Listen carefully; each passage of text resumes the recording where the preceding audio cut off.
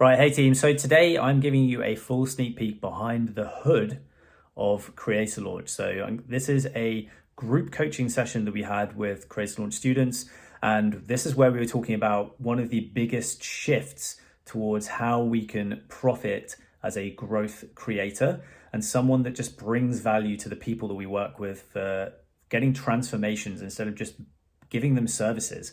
So this is a hugely important idea and concept to be able to grasp so that you can take this into how you help and you help transform the lives of your students. If you'd like this, please leave a comment down below saying if this is something that has been on your radar. I'd really like to know if you're familiar or aware of this. And also, what are you working on currently that could help you migrate towards this type of service? And hit me with some love, hit me with a thumbs up, hit me with a subscribe, and yeah, look forward to giving you a peek underneath the hood and enjoy the video. Well, let's dive into this. So this is how at least I'm aiming to guarantee success for myself and for the people that I work with. So today we're going to be covering two topics which are mixed. They are client failure mechanisms and the build and release model. I'm a student of the game, and I guess I just get obsessed with this kind of stuff and really trying to keep. I always keep my finger on the pulse of what's going on in the market, what is current, what is working, what is not working. And this is something that has popped up recently, which I've kind of like, to be completely honest, like this is where I was aiming to take CreatorLaunch. But this is a model of service, a type of model that could be that I think is going to be in more and more in demand, and something that I think that you guys need to be aware of, as we kind of like as this kind of online digital space continues. So this is the kind of think is going to be one of the new things. What is very interesting. So this is, I always forget this. This is the gym launch model. So you guys will be familiar with Hormozy, and the reason I call this CreatorLaunch is because I was basing it off gym launch.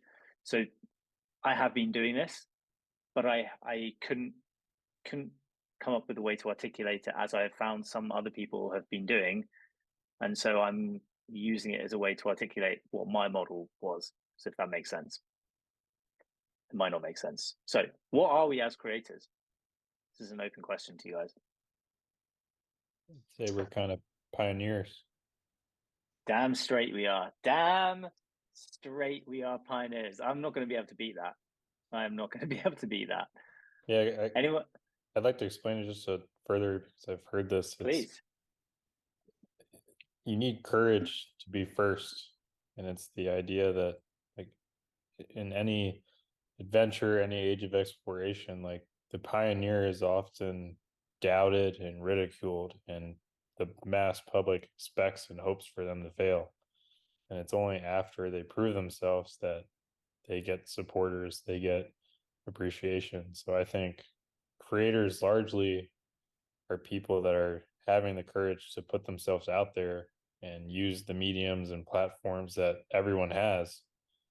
But the mass majority of those people are just the people that consume and scroll on those apps as opposed to posting and putting themselves out Dude, I love that. Like, I'm going to pull the transcript from this, and I'm going to turn that into a post, and I'm not going to give you any credit. there. That was awesome, man. That was absolutely awesome. Anyone else got any kind of thoughts when it comes to what are we as creators as well as being pioneers? I would say I think value we need to be providers pretty too. contrary. Oh, got a mix up there. Austin, you go first, man. I would say value providers too, as creators. Value providers. Nice. Expand on that, man. Um, Basically, the idea that we try to synthesize information from the world and then give it to our audience in an easy to digest, easy to understand format. That's valuable for them. Yeah, cool. I love that. Luke, man, hit us with it. I was going to say, I think you have to be fairly contrary as a creator. And I only say that because I was messing around with that ChatGPT matrix today, and one of the one of the kind of one of the what's it? I can't think of the word. One of the 4 things it gives you is the contrarian content. Yeah, it probably gets most engagement. Absolutely, yeah. Like we've one thing is very clear is that you have to sit on one side of the fence. Otherwise, I just don't think that you can get past the noise if you do not sit on one side of the fence and make it very, very known that you're on one side of the fence. So yeah, I'm totally with you. Anyone else just want to have a stab at this? Like, what are we as creators? I was going to throw in a couple of things. I think we are entertainers, we are educators, and in many cases, I think creators are like a reflection of the audience, but it's just in an amplified way. Nice, man. And what else? Anything else, dude? I completely agree. Okay, so I think you're all right. Like every single one of you are right. We are pioneers. We are value providers. We're contrarian. Like that is absolutely what we do, and we are also there to entertain. But there is, I think, after thinking about this, I think there is one thing that comes before everything else. I think one thing, and if you think about this in regards to your own life and your journey as a creator, I think that this is what we are. I think this is what this is what comes before everything else. This is what comes before you can have a contrarian opinion, because you don't know what works or what doesn't until you've solved a problem. This is what comes when you are fearless enough to take the leap to do something for the first time and you F around and find out. I think that is what this is. I think that you're only able to entertain people when you know what works and what doesn't. What do you guys think? Yeah. Yeah. And same with Austin. Like my position is that problem solving is the genesis of value creation, of value. Like I don't see how you create something of value until you have either solved a problem and you have an outcome or something. So yeah, that's what I use. Creator and entrepreneur as a synonymous. Like I consider them the same. I think the word creator is just the new version of that word, and I think is maybe a less because of the way because of the journey that we are currently in, and we're living in a time when technology has allowed us to solve problems way easier, not have to go work for a giant company or use tech that only enterprise level kind of solutions. Like we have this, like all this stuff accessible at our fingertips as individuals now. So we are individual problem solvers. But I don't believe problem solving is enough anymore. So over the past, I'll do a little bit of history, over the past like kind of, I would say 5 years, like in the value creator and the creator space, like we have seen the rise of service-based businesses, right? Like agencies, so SMMA agencies selling social media content solutions or services. We've seen very rapidly the rise of short-form content agencies, which kind of alluded to, or I think alluded to in a couple of other slides. Like, yeah, we're seeing a lot of these types of these agencies pop up. We've seen high-ticket sales specialists pop up.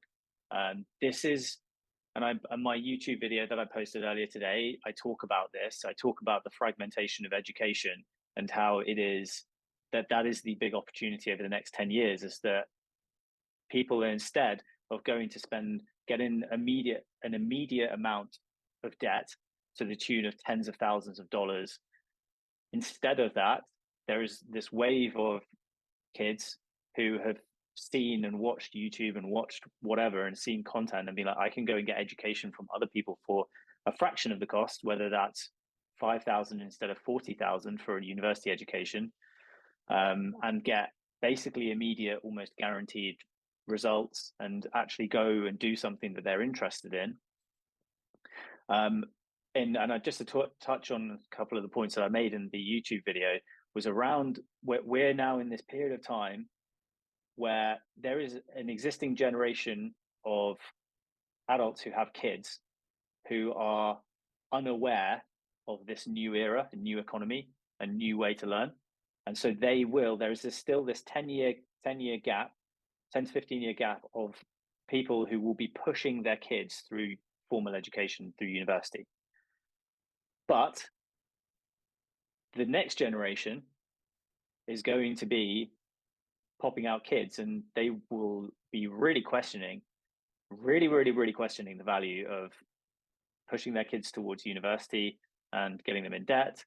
And there's a couple of few generations of kind of a delta where this is going to change. A lot of it will be society based. So like, we're looking at the last universities to stand are going to be the Harvards, the Cambridges, the Oxfords, the ones where it's just like, it's basically clout, and people will pay significant premiums to just push their kids into there, and it'll become less about merit.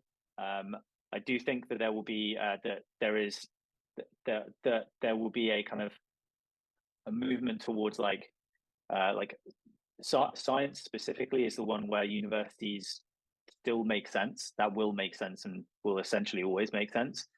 So that I think that will remain, but I think we're going to see a fragmentation, and I think we are there over the next 10 years to be the problem solvers for this generation that are considering not going to university, starting businesses but need help with starting businesses. All of these things that we can help with because we've walked the path. Does that make sense? Yep. Cool. So yeah, we've seen a lot. And right now the market is full of people, and to be candid, a lot are teenagers because they have time on their hands. So we're seeing a lot of short form content agencies, aka teenagers who can edit short form videos, like popping up out of nowhere. We're seeing a lot of teenagers doing appointment setting, but what that is to me is a really good signal. That's a really good signal, because that means that there is going to be, like, I definitely believe there's going to be a high demand for high ticket programs, whether these are consultancy programs, agency, done for you, done with you programs. We're going to dig into that. But currently, right now, for the last few years, it has been this. We will get you X amount of leads, 300 leads in 30 days, or you don't pay. We'll give you 30 pieces of short form content for X amount of dollars. We'll find and place an appointment setter for your offer. We'll grow your account to how many thousands in 6 months, or you don't pay. You guys, yeah, is that fair? Is that, yeah, pretty much what's happening, or what's happened? So the problem is that they are only solving one problem, but what do people and businesses actually want? Again, open question to you guys.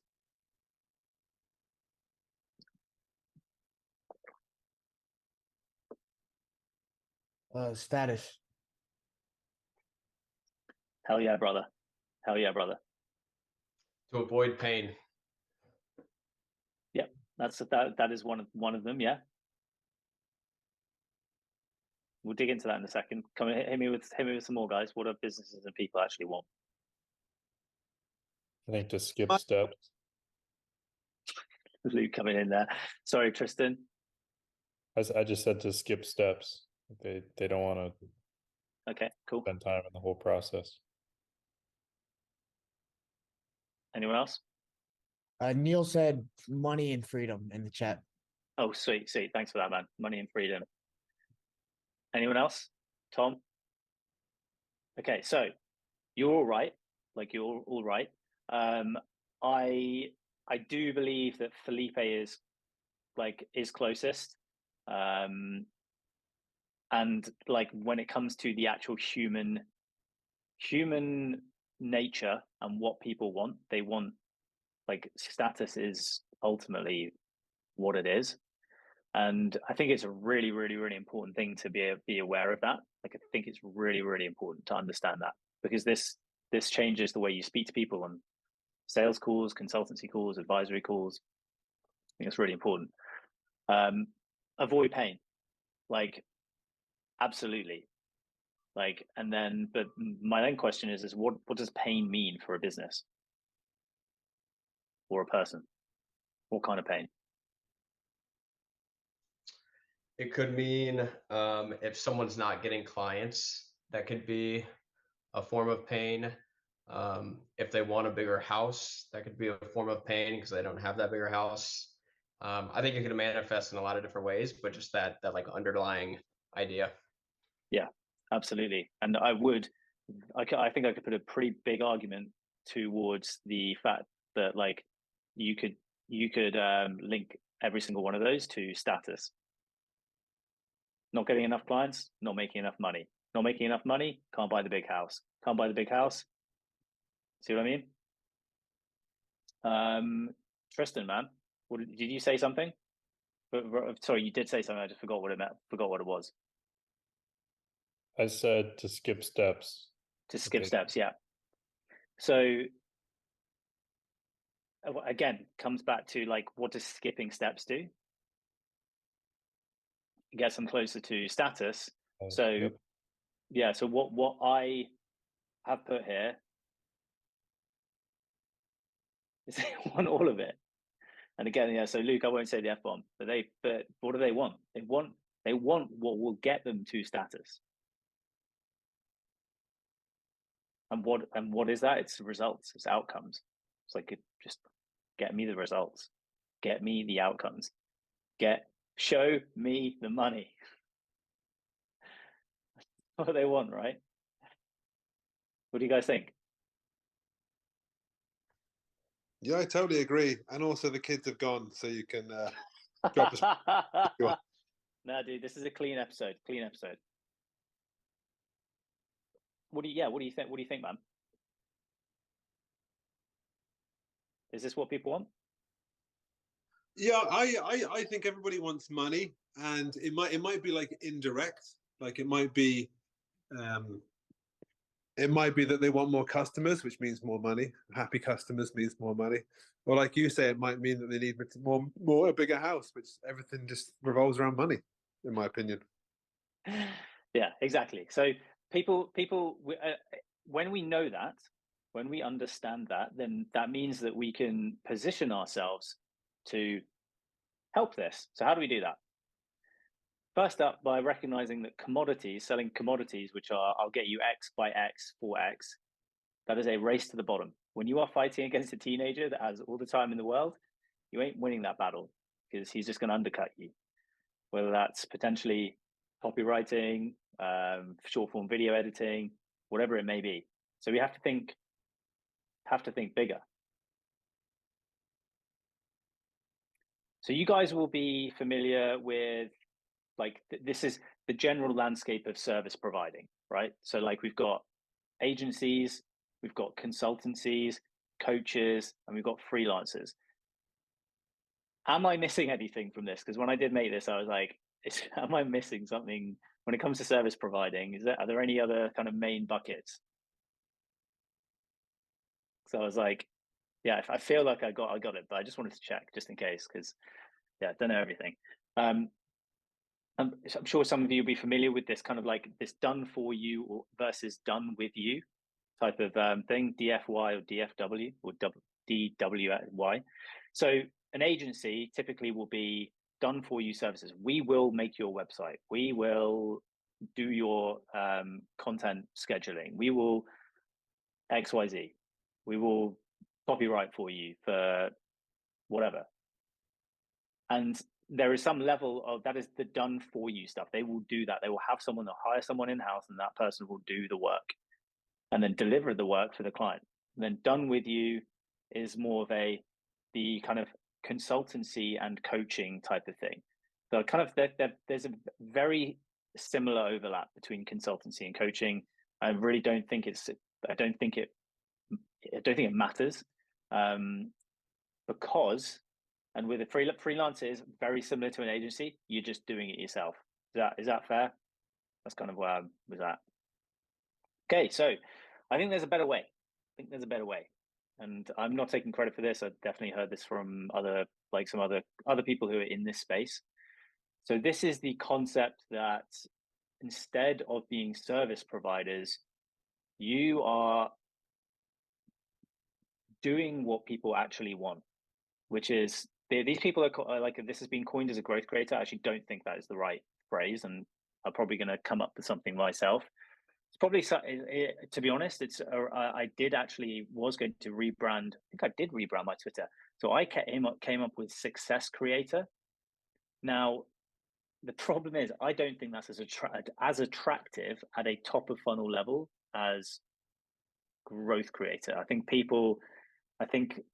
success is too undefinable, whereas growth I think is like obvious. So I'm like, whatever, stick with growth for now. But what I think is that for people like us who are multi-skilled, and especially have kind of like been around, done some stuff, there is a method which is kind of like an entity that delivers an outcome through a mix of all of these things. Does that make sense? Yep. So let's dive out of here and let's get into spreadsheets. Can you still see my screen okay? Yep. So this is by no means this is not the end. This is literally V1 for me and CreatorLaunch. And what this is a list of potential ways that a client, a customer, or a student could fail.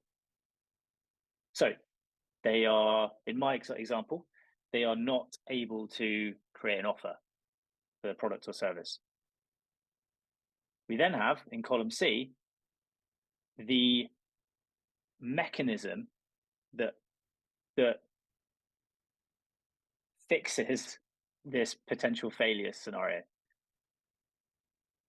which is teach them how to create offers, provide them a checklist, or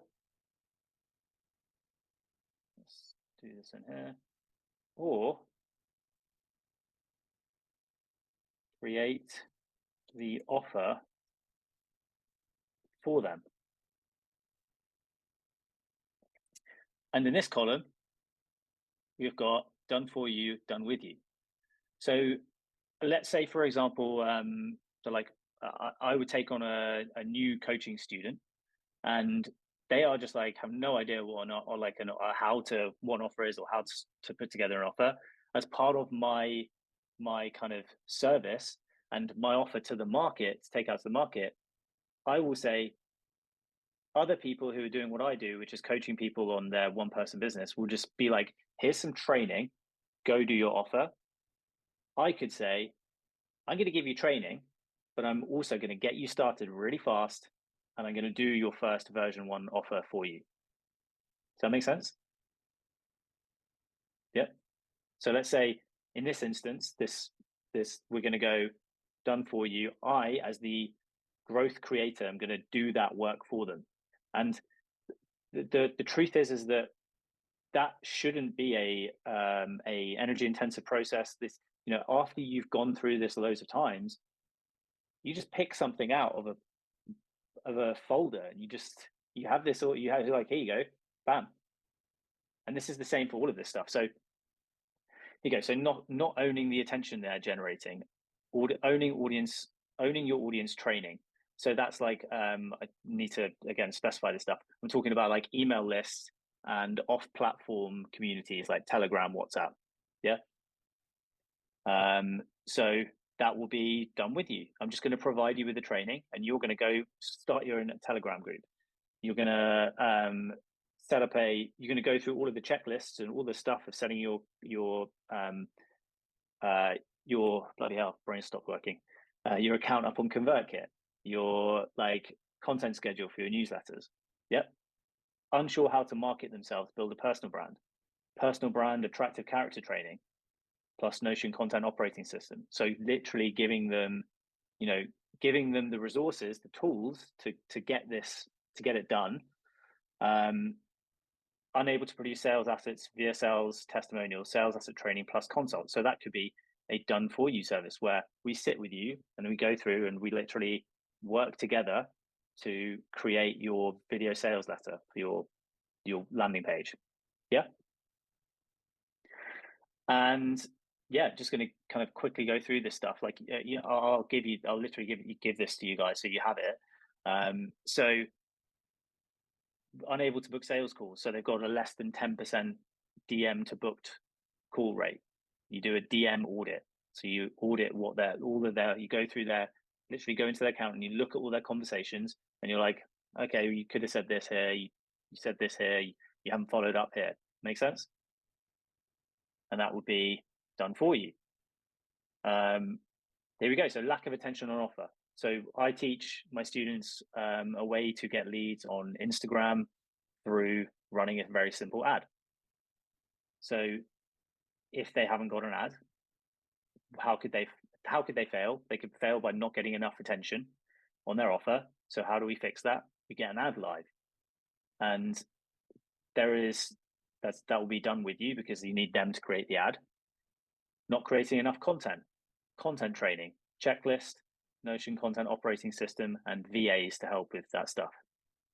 So do you get where I'm going with this? So these are all of the potential failure scenarios. And this is the anti-failure mechanism that means if you do this, you ain't going to fail. Success is inevitable for the right person.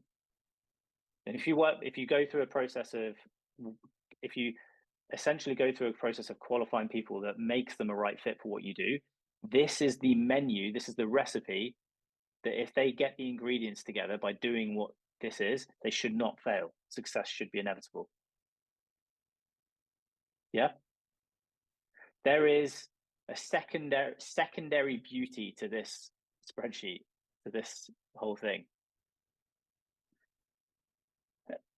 Every single one of these, and like I said, this is not exhaustive for me. Like I've got to go through and really break this down and make sure everything is covered.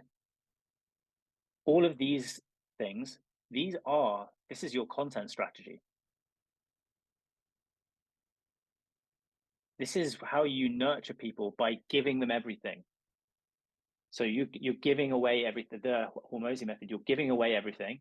As he said before, like, you give away everything, you sell the implementation. This is literally, and it's kind of annoying that I'm now like, this is how he made Gym Launch. Like, this is what he did. So he had a program that had all of these things, and he had all of these mechanisms that would then, like, people would buy the program and then they just plug it in. Like, the resources were made once, send them the resources.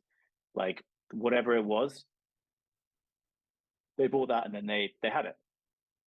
And these are all the parts that you make content on. So for me, my plan is I'm going to make a YouTube video on every single one of these things. And typically, like, when they go to a YouTube and they've got they're like, this dude has given away everything, given away his entire game plan. He's given away exactly how to do every single part of the game plan in his content. That is when people are like, okay, well, there's a reason why I haven't done this all myself. I've tried, but that's when they realize, okay, I actually need a little bit more. I need help. I need the accountability. I need the support to actually get through all of this stuff, because this is a lot of stuff. Like, people who don't know, they think they can just get all this stuff done, but it is a ton of stuff. And I've found this myself, like detailing all of all of these things. Every single one of these, all of these trainings is going to be a module within my program. And that is hours of work for every single one of these. Then on top of that, content, shit ton. So yeah, what do you guys think? So when you are speaking to people on like advisory calls and kind of consultation calls, this is what I will say. Like I've got a method, and this is the important thing when you are building your own entity. You do have to give them like, you've got to name things. You've got to make it sound flashy. You've got to make it sexy. You've got to make it sexy. Come up with interesting names, and it has to be different from what other people are doing. And it can be the same thing. Like you guys can have the same thing, but you just got to call it something that's sexy and linked to your brand that makes sense. And what you were saying to them on the call is, we have a checklist. And this checklist is, if you go through it and you check every single thing, you do every single thing, and you work with us on every single thing, your success is inevitable. Yeah. Tom, I have a question. Hit me, man. How do you envision using this once you actually put into practice? Like, is this something that you would sit down with your client at the onset and go through everything somehow and try to figure out, okay, what's going to be DFY versus DWI and put that package together? What are your thoughts on that? Yeah, I think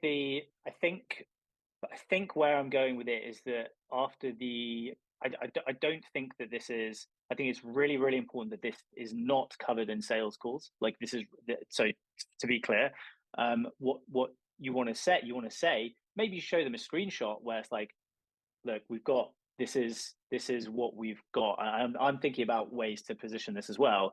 But like what you do not want to do is don't want to get them into this, like asking questions about the detail, like all these different things. Like you just want to say, I've got a system that is slam dunk if we do it all. And it is a very simple checklist that we go through, and we make sure every single thing is covered. I think that is, I don't think I've got the full answer to that yet. I think it's going to take some months to figure this out. But one thing I will say is, one of the biggest things, and like I think my students that work with me one-on-one will say, one of the biggest things that I think is really critical is that you only show what is timely, like what is actually relevant at the time. Because if you show someone a big list of shit, it is scary. Especially if you show them a spreadsheet. For a lot of people, spreadsheet ain't fun. So I think that I think there's two sides to this. I think there's going to be a back end tracking part, which is for us as the kind of service provider, growth creator. How are we tracking the progress of our clients? Like, I'm going to be like, okay, well, every call that I have, I'll be like, okay, we've got the ad live, for example. So I'll have a checklist here. We're done. And then I think there's a client facing version, which is really, really, really simplified and helps with tracking. But I think, I think the client has to have a really nice, clean way of tracking stuff. And that's up to you. So yeah, and I'm playing around with ideas, whether that's in Notion, whether that's in like something like Trello. Not sure yet. And how do you see this affecting pricing? Because you can have all kinds of combinations in terms of delivery for all of these items. So obviously, if someone is getting the full done for you versus something else, have you put any thought around that, like how to kind of put that together? Yeah, so I think the key actually is that the majority of these things are done with you, and they are self policing, like self educating stuff. But what your job is to do is to highlight the really like key, probably like the heavy lifting things that could be really challenging for people, but could be easy for you. And that's where you are like, as someone, for example, like say I was like starting up an e-commerce brand, and I knew I needed to get TikTok ads live. There are two big challenges here. How do I set up an ad on TikTok how do I send products to influencers? You know, how do I get content, UGC content? Like, it's like you could, you know, you could have a short form content video editor. You could have a bunch of influencers on you know, on a speed dial. You could have you could say, we take care of the TikTok ads account setup. You just send us your email, you send us your account details, we'll do the setup, don't have to worry about it. And then it takes you 10 minutes, but it would have taken them 2 hours. Yeah. Do you know what I mean? So it's like case by case basis, but I think the key is that you can highlight as the expert, what are the potential, like the highest pain to reward like areas that you could like very easily cover or maybe outsource. But what this does is that this takes you from being a commodity, which is I'll make you 30 short form videos, to I'm going to help you sell stuff. And so like you've got to start thinking it's I'm going to go through an exercise now because I'm going to go through that. Does that kind of answer your question, Tom? Yeah, cool. So copywriting. I just want to do this as a bit of a group exercise. So what is the main outcome that we want to deliver with copywriting? Sales. Sales. Okay. Anyone else? Brand awareness and recognition. Okay. Which, again, I always like to think of like, okay, well, and then what? And then what? And the answer to that is brand recognition. What does brand recognition result in? Sales. So it was. So it does. Yeah, it's conversions always comes back to sales. A little higher up the funnel, what does copywriting do? It resonates with the viewer or Okay. read, whoever the consumer is. Yeah, and what does that tend to do? Like, okay, so like say, you know, you're seeing a piece of content, like what does that result in? Grabs your attention. Yep. Attention leads to what? Where does attention go? After I've read the piece of copy on an email or blah blah blah, I didn't know about this product before, but now it's got my attention. Where does the attention go next? Typically, well, the idea is that it results in a click, and the click then CTA. The click then results in eyeballs on your shit, like on your actual shit. It results in eyeballs on your product. That's what copywriting does, and absolutely right. Austin is totally right. The end game is sales. So copywriting is marketing, right? So it is one of the marketing tools to get more eyeballs on the stuff that you do. And then there's obviously levels of copywriting where it's like it will also help convert people. There's obviously that, but we're talking about marketing copywriting here. What are some of the steps involved? So if like, and I'm going to kind of look at like Austin on this one, and maybe Tristan and people who are kind of in that kind of realm. Like, what does, if you're going to work with an agency, if you're going to work with a potential client, what are some of the steps involved? Apart from just here's a bunch of copy, like I'm going to write a load of copy. Here you go. What other stuff is involved? I mean, you kind of need to get to know them, to know their voice, to know what they're trying to come off as with their writing. And absolutely. And that's getting to know their brand, right? And again, I think you've got to broaden out a little bit. And what I'm saying here is that I don't believe being a copywriter and just writing. I think there is a way that you can differentiate yourself further, and not with not too much difficulty. Like it essentially what you're doing is like you are auditing their brand. You're like a brand, essentially you're a brand advisor, because messaging of a brand is so critical, right? Like the type of messaging that's getting used, the wording, like all of that, the tone, the language. So you are essentially like a brand advisor. And that's when you start, like, you can start to like layer on all of the things that I showed you. You can start to layer in and layer on all of these things that potentially you can add to make your offer more something that ends up just becoming an outcome, a results based and outcome based offer, which is, okay, I can help you with copywriting. What that does is I'm going to audit your existing copy.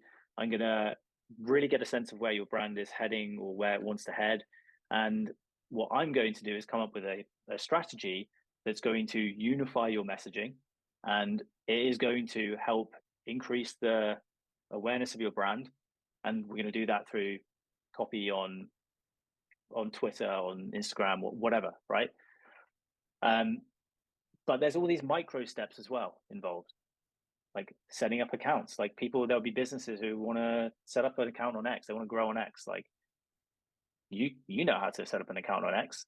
Like it's these small things where people are like, oh, but that's just anyone. You know, why would someone want to pay for that? But shit, man, like when there's all these people that are saying I'll be a copywriter, if you can add up all of these small things and say, don't worry about it, we've got it taken care of. Like it is these small things as well. Small things. Like setting up auto DM responders, like for new followers, for example. Like fucking people wouldn't know how to do that. But like, goddamn, you seem like a hero if you could do that and do it for them. So spend an hour to get set up or whatever. Do you guys get what I mean? Okay, so what this is being called, and I've seen it again called, is this kind of like that. So again, credit to Jim Launch. This is the like build and release offer. So what you're doing is you're building some of the elements, and then you're releasing those to the customer, but you are tying that with a bunch of done with you resources, coaching and consulting in the mix as well. So all it is having a checklist of potential failure points and mechanisms either done for you or done with you that would make success inevitable if completed. Checked off the effing list. And the point is that you want to be able to go to the market with something that you can guarantee success, and not just by saying we guarantee success, and if not, we'll give you. It's like, no, we have a method, and I can like show it to you, and it works, and it is proven. And when you have this kind of like, I think there's some second order consequences from this. When you guys do this for yourself, which is the exercise for this week, make your own client, customer, student failure mechanism spreadsheet. I will share with you my one. You need, when you list all the reasons that someone might fail, not getting the ideal result they're looking for, you will, your brain will open. You'll be like, I can do this. It's this weird thing. It's like, oh my God, I'm capable. I've done all these things, or I can pay someone else to do it, but I know what it is. I know how it's done. And that just gives you confidence, absolute confidence that you know what you're doing and that you're capable of doing it. So that's why this is an extremely, extremely powerful exercise to go through, which is just being like, it is essentially like, oh my God, I can do this. I can do all of it.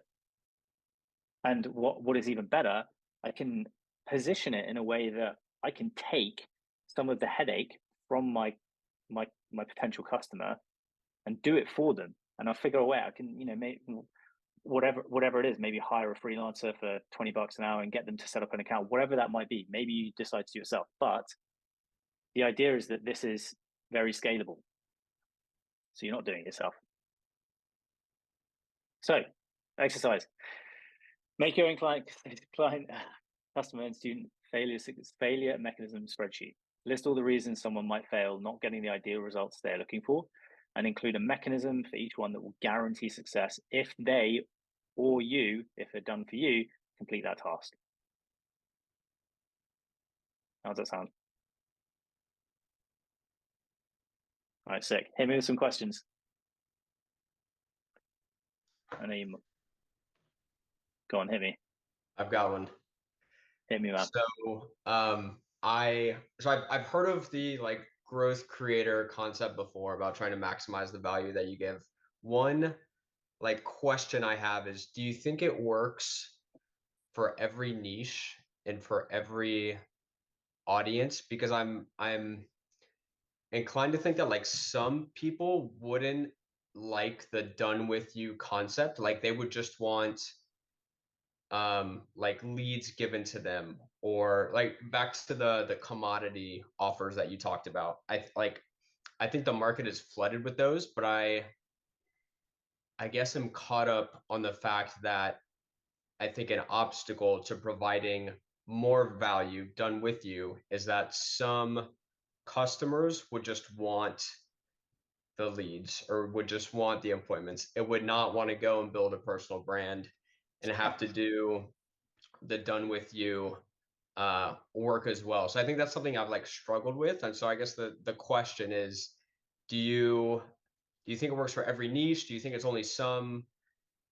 like groups of people that this would work with? You get what I'm saying? Absolutely, yeah. I think the whole point of this is that it's flexible.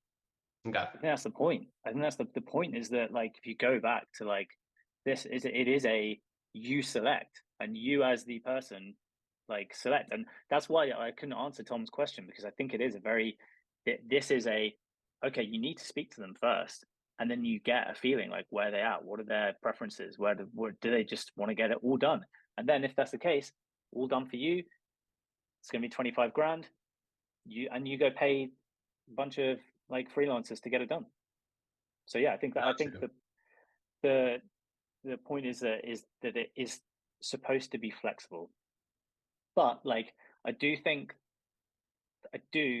this is where you as the expert, and it will take a period of time where you will you'll pick on trends. You'll be like, okay, this person like this stuff is it. We just have to do it. Like it is critical, mission critical that we do it for them, because it's a headache, really heavy lifting to get done. Like it's easy for them to fuck up. We are just going to cover that off, and I think it's a really good thing, because you can then position that to them, be like, look, we have got this covered. But then on the flip side, I think you can say like there is a benefit. There is a benefit for these people for them learning how to do some things, and I think it is completely niche dependent. But I think you can position it in a way to be like, look, I'm going to help consult you through this, because I think it's beneficial that you understand how to do this one thing, because then once you've done it once, you won't have to get someone like me ever again. That makes sense? So you're like really adding value there. Yeah. Okay, that makes sense. Thanks. Nice one. Hit me. Anyone else?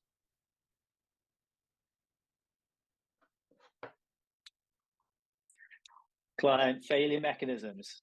Come on, lads, we're going to do this. Okay, sick. Hey, if you liked that video, please hit me with a thumbs up. And if you haven't subscribed already, what are you doing, mate? Make sure to subscribe, follow along. So we're going to be giving a load more huge amounts of value out here. And if you are interested in becoming one of the students at CreatorLaunch, please hit the button down below to book in your free complimentary strategy session with me. I'll give you really just a full insight into how we work, learn a bit more about your circumstance, really paint a picture for how and where you want to get to in your life, and get a grasp of like, what does a dream life look for you, and really give you the tools and strategies and tactics that are going to help you get there. So book that down below, and I look forward to chatting with you then.